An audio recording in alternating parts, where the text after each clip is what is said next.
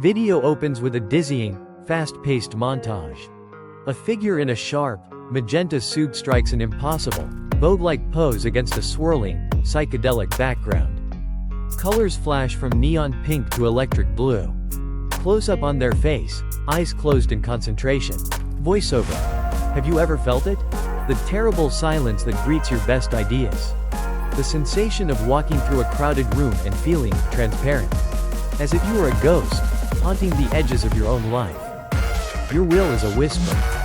Your desires are phantoms. You push against the world, and your hand passes right through it. The figure on screen opens their eyes. They are glowing with golden light. The background erupts in a sunburst of color. This isn't shyness. This is a sickness of the soul. We shall call it the ghost syndrome. And today, I will give you the cure.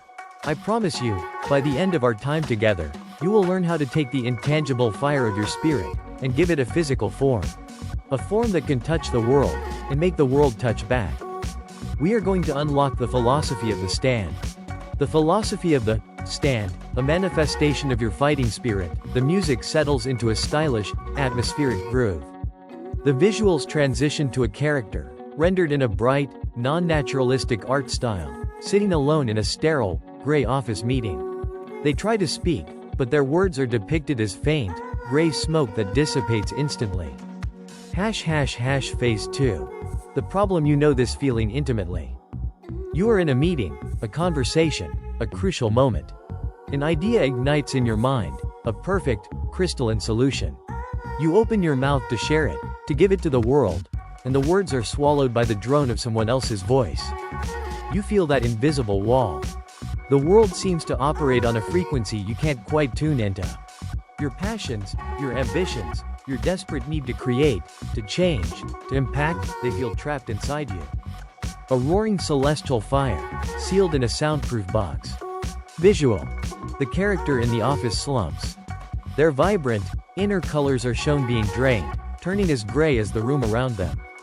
A single, colorful tear rolls down their cheek. It's the silent humiliation of being talked over. It's the agony of watching someone else receive praise for a watered-down version of the very idea you failed to voice. You sit there, not with anger, but with a cold, hollow ache. A profound sense of powerlessness. You begin to believe the illusion. That your voice doesn't matter. That your will has no weight. But here is the hidden, terrible cost of the ghost syndrome. It is not about a missed promotion or a lost argument. The true price is the atrophy of your soul. When a muscle is not used, it withers. When a spirit does not fight, it forgets how. You stop being the protagonist of your own story and become a background character, an extra, a spectator watching the film of a life that was supposed to be yours. The ghost syndrome doesn't just make you feel invisible. Eventually, it threatens to make you disappear entirely. But what if I told you that your spirit does have a shape? That your will can be given a form so powerful, so uniquely you, that the world has no choice but to acknowledge its existence. Visual. A dramatic shift. A silhouette of a human figure stands against a backdrop of swirling stars. Behind them, a second, larger, more powerful silhouette begins to form from the starlight. This is the promise of one of the most bizarre and brilliant philosophical systems ever disguised as a story. Hirohiko Araki's masterpiece, JoJo's Bizarre Adventure. And its core concept, the stand. Phase 3. Solution. Forget what you think you know about superpowers. A stand is not a simple tool.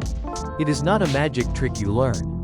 A stand is the physical, tangible manifestation of your fighting spirit. It is the shape your soul takes when it is pushed to the absolute limit and refuses to break. It is the color of your will. It is a psychic entity, born from your life energy, that stands beside you. An avatar of your deepest self, unleashed upon the material world. To understand how to awaken your own metaphysical stand, we must first grasp its fundamental principles. These are not rules of fiction, they are laws of the human psyche. First, the principle of unflinching resolve. A stand does not awaken when you are comfortable. It does not appear when you are content. It is born in the crucible. It manifests in a moment of life or death pressure, when your will to survive, to protect, to achieve a singular goal, becomes so absolute, so focused, that it pierces the veil between the mental and the physical. It is born from a decision that cannot be taken back. There is no room for hesitation, no space for doubt. It is the spiritual consequence of drawing the line in the sand and declaring, with every fiber of your being, I will not yield. Second, the principle of unique expression. No two stands are alike. Why? Because no two souls are alike. A stand is a mirror to your innermost psyche. Its form, its abilities, its very nature are a direct reflection of who you are. Jotaro Kujo, a man of fierce intelligence, precision, and simmering rage, manifests star platinum. A stand with godlike speed, accuracy, and overwhelming power. Josuke Higashikata, a kind soul with a deep desire to protect and mend his town, manifests crazy diamond, a stand with the power to restore and heal. Your stand is your psychological fingerprint. It embodies your greatest strengths, your hidden talents, your core motivations, and yes, even your flaws and neuroses. To know a person's stand is to know their soul on the most intimate level. And third, the principle of symbiotic growth. The stand and the user are one. You are not separate entities.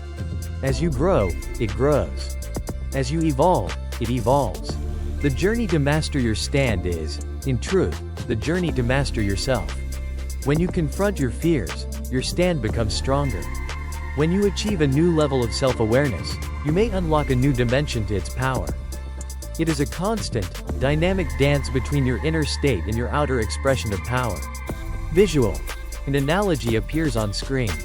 A single, flickering candle in a dark room. The flame is small and weak. Think of it this way. For most people, their will is like the flame of a single candle. It provides a little light, a little warmth, but it's fragile. A slight breeze can snuff it out. It is formless, ambient energy. The visual shifts. A complex, beautiful, crystalline lens is now placed in front of the candle. The lens gathers the faint light and focuses it into a single, intensely powerful beam of laser light that cuts through the darkness. Awakening your stand is the act of forging a perfect lens for your soul. It takes all of that scattered, fragile energy, your hopes, your fears, your rage, your love, and it focuses it into a coherent, powerful being. It gives your formless will a form, and your vague intentions a function. It turns the ghost in the machine into the god. So, the question is not, how do I get a stand? The question is, how do I build the lens? How do I undergo the psychological transformation necessary to manifest my spirit in the real world? Let the training begin. Phase 4.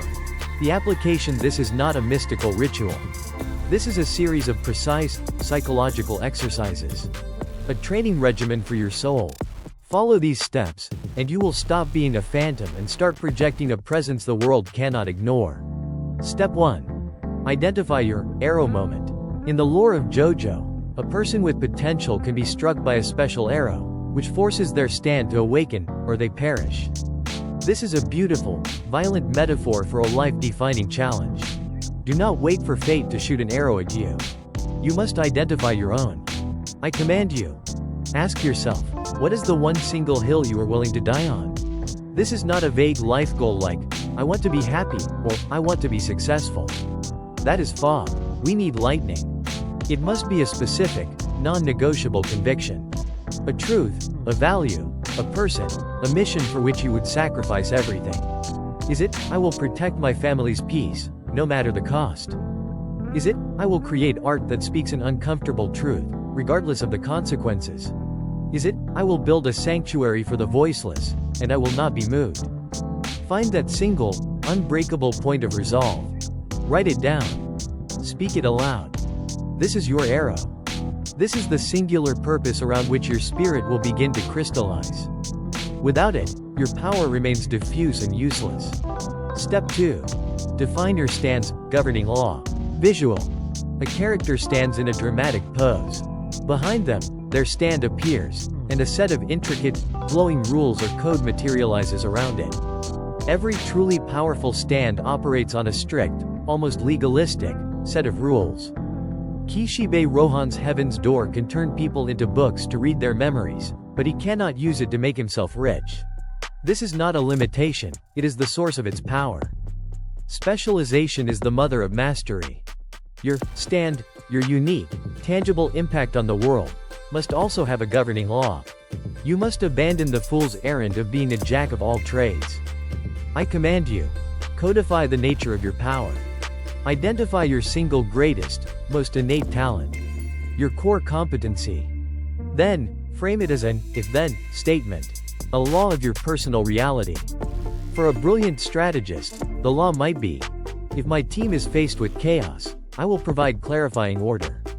For a compassionate artist, it might be: if there is a hidden suffering, I will give it a beautiful and visible form. For a courageous leader, it might be: if there is collective fear, I will transform it into coordinated action. Define your law. This act turns your vague talent into a reliable, predictable force. You are no longer just good at something. You are an operator of a specific, powerful ability. You become the master of a domain. Step 3. Practice the stand cry. The iconic battle cries of JoJo are far more than just sound and fury. They are a psychological tool. A stand cry is the physical vocalization of internal will. It is a mantra of pure action that short-circuits the hesitant, analytical part of the brain, the inner critic that whispers, "You can't do this." You must develop your own. This isn't about screaming in public. It is about creating a trigger to summon your focused state. I command you. Vocalize your intention. Before a high-stakes moment, a presentation, a difficult conversation, a creative act, create a short, powerful, private ritual. It could be taking 3 sharp, deep breaths and exhaling with a single, forceful word. A word that represents your stand's nature. Execute, focus, create, begin. This ritual is an anchor. It is a declaration to your own nervous system that the time for observation is over. The time for action has begun. You are consciously summoning your stand. You are telling the ghost to take the wheel. Step 4. Develop your pose. We arrive at the pinnacle of this philosophy. The JoJo pose. It is absurd. It is theatrical. It is physically impossible. And it is one of the most profound expressions of applied psychology you will ever find. A pose is a physical declaration of intent. It is the body communicating resolve before the mouth even opens. A pose says, "I am here. I am committed to my course of action. I am a force to be reckoned with, and I will not be moved." It is an act of psychological warfare, waged first and foremost against your own self-doubt. I command you. Embody your resolve physically. You don't need to dislocate your hip. But you must find your own power pose. A stance that makes you feel rooted, centered, and unapologetically present. Maybe it's standing tall, with your shoulders back and your chin high. Maybe it's a specific way you plant your feet. Find it. Practice it in private. Before you walk into that room where you usually feel invisible, hold your pose for 60 seconds. Feel the subtle, yet profound, shift in your internal state. You are using your physical body to shape your mental reality. You are projecting the image of your stand into the world, and your mind will realign itself to that powerful image. You are no longer asking for permission to exist. You are announcing your existence. ### Phase 5. The proof. Does this theatrical philosophy actually work? Or is it merely the stuff of vibrant, stylish fiction? Let us look at the evidence. First, within the source material itself. Consider the protagonist of Stardust Crusaders, Jotaro Kujo. When we first meet him, he is a prisoner. Not of the law, but of his own power. He believes his stand, Star Platinum, is an evil spirit. Because he does not understand it, because he has no purpose for it, he cannot control it. It is a wild, terrifying force. He locks himself in a jail cell. What changes? He is given an arrow moment. His mother's life is on the line. He is given a singular, non-negotiable mission. Travel to Egypt, find the malevolent Dio, and destroy him. This purpose acts as a focusing lens for his spirit. His journey is a crucible. With each battle, he is forced to understand himself and his stand on a deeper level. He masters its precision. He masters its power. And in the final, desperate confrontation with Dio, when his resolve is pushed beyond any conceivable limit, he achieves a new state of self-awareness. And in that moment, Star Platinum awakens a new ability, the power to stop time itself. His psychological growth is perfectly, one-to-one, mirrored by the evolution of his stand. He conquered his inner world, and so, he was able to conquer the outer one. Now, let us bring this into our world. In the field of psychology, there is a concept pioneered by the legendary Albert Bandura called self-efficacy. Self-efficacy is not just empty self-esteem. It is your clear, powerful belief in your own ability to execute the courses of action required to manage prospective situations. It is your faith in your agency. Decades of research have shown, unequivocally, that individuals with a high sense of self-efficacy are more likely to take on challenging goals, to persevere in the face of brutal setbacks, and to ultimately achieve what they set out to do. They see obstacles not as threats, but as challenges to be mastered. What is a stand, if not the ultimate metaphor for radical self-efficacy? It is the embodiment of your belief in your own agency, made manifest. The exercises I have given you, finding your arrow moment, defining your governing law, practicing your stand cry, developing your pose, are all practical techniques for systematically building your sense of self-efficacy from the ground up. Let us close this argument with the wisdom of the great psychoanalyst Carl Jung, who once said, "Until you make the unconscious conscious, it will direct your life and you will call it fate." The ghost syndrome is what happens when your unconscious potential directs your life. You feel adrift, powerless, subject to the whims of fate. Awakening your stand is the act of making that unconscious, untamed fighting spirit conscious. You give it a name. You give it a law. You give it a voice. And in doing so, you cease to be a victim of fate. You become its co-author. The music swells to a climactic, inspiring crescendo. The visuals return to the flamboyant, pop art style. The main figure strikes a final, triumphant pose as their stand. A magnificent being of pure golden light solidifies behind them, mirroring their stance. Phase 6. The call to action. The world is a bizarre and beautiful theater. And the stage is now yours. You are no longer a ghost in the wings. You are the star of the show. It is time to declare yourself. So, I ask you, in the grand, bizarre theater of your own life, what would your stand be named, and what would be its one, governing law? Do not be shy. Declare it in the comments below. Let us witness the awakening of this glorious community spirit. If you feel your spirit stirring, if you are ready to strike your own pose in the face of mediocrity, then you belong here with us. Join our magnificent troupe. Subscribe to Golden Spirit, and let us continue to manifest a more vibrant reality, together. And now that you have begun the process of awakening your fighting spirit, you must become aware of its greatest potential enemy, your own unrestrained ego. The next logical step in your training is to analyze the psychology of a man who believed himself a god, and the fatal flaws that followed. Click on this video right here to dissect the God complex of Light Yagami from Death Note. You must master the shadows of your own mind before they master you. The session is now over. Go, and stand proud.